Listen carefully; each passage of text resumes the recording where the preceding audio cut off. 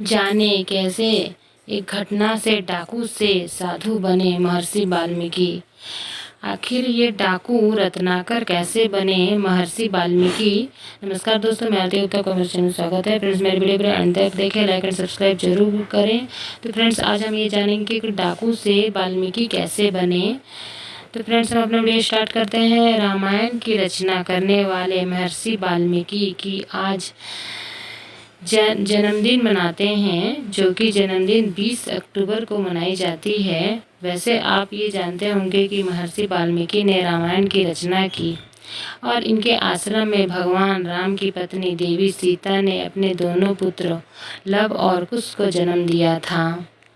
लेकिन क्या आप जानते हैं कि महर्षि वाल्मीकि साधु होने से पहले एक डाकू हुआ करते थे और एक घटना से उन्हें डाकू से साधु बनने की राह पर दिखा दी। अगर नहीं तो आज वाल्मीकि जयंती के अवसर पर हम आपको बताएंगे कि वाल्मीकि कौन थे और इस डाकू से साधु बनने की राह पर कैसे चल पड़े। वाल्मीकि जी का जन्म। बचपन। पौराणिक कथा के अनुसार महर्षि वाल्मीकि का मूल नाम रत्नाकर था। उनके पिता ब्रह्मा जी के मानस पुत्र प्रचेता थे।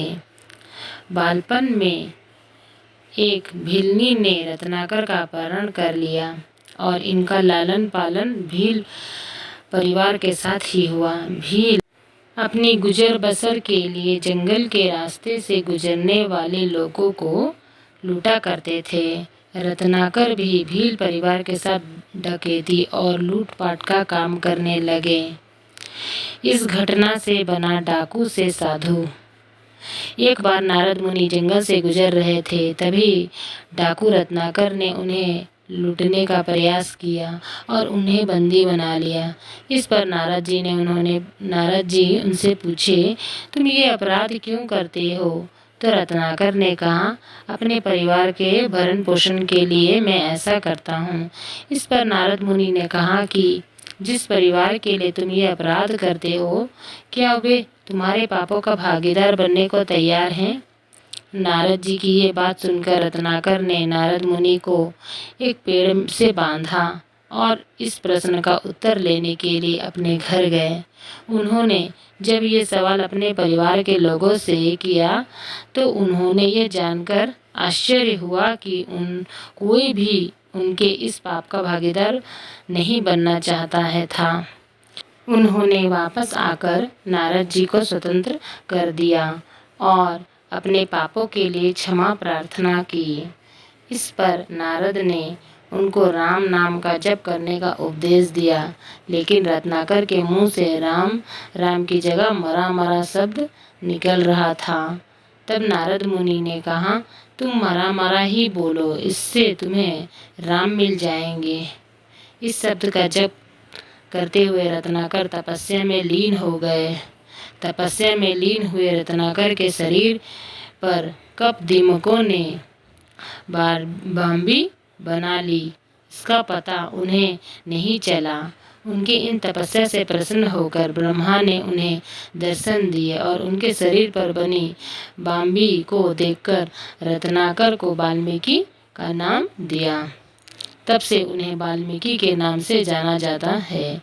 साथ ही वाल्मीकि ने उनको रामायण रचना करने की प्रेरणा भी दी। महर्षि वाल्मीकि एक बार एक कोंज पक्षी के जोड़े को निहार रहे थे, जो कि प्रेम करने में लीन थे। उन पक्षियों को देखकर महर्षि काफी प्रसन्न हो रहे थे और मन ही मन सृष्टि के इस अनुपम कृति की प्रशंसा भी कर रहे थे। लेकिन तभी एक शिकारी का तीर उस पक्षी जोड़े में से एक पक्षी को लगा, जिससे उनकी मौत हो गई। यह देख महर्षि को बहुत क्रोध आया और उन्होंने शिकारी को संस्कृत में यह श्लोक कहा, मां निषाद प्रतिष्ठां त्वं गमः शाश्वती क्षमा यत्कोच मिथुनादेकरम अवधि काम मोहितम। मुनि द्वारा बोला गया ये श्लोक ही संस्कृत भाषा का पहला श्लोक माना जाता है, जिसका अर्थ था कि जिस दुष्ट शिकारी ने प्रेम में लिप्त पक्षी का वध किया था उसे कभी चैन नहीं मिलेगी। लेकिन ये श्लोक बोलने के बाद वाल्मीकि सोचने लगे कि आखिर ये उनके मुंह से कैसे और क्या निकल गया। ये सोच में देखकर नारद मुनि उनके सामने प्रकट हुए और कहा कि यही आपका पहला संस्कृत श्लोक है। अब इसके बाद आप रामायण की रचना करेंगे। उस संस्कृत श्लोक के बाद महर्षि वाल्मीकि ने ही संस्कृत में रामायण की रचना की और उनके द्वारा रची गई रामायण वाल्मीकि रामायण कहलाई। तो फ्रेंड्स, आप लोगों को मेरा वीडियो कैसा लगा, लाइक एंड सब्सक्राइब जरूर करें फ्रेंड्स। Thanks for watching. और फ्रेंड्स, हम लोग मिलते हैं नेक्स्ट वीडियो में। Thank you, bye bye.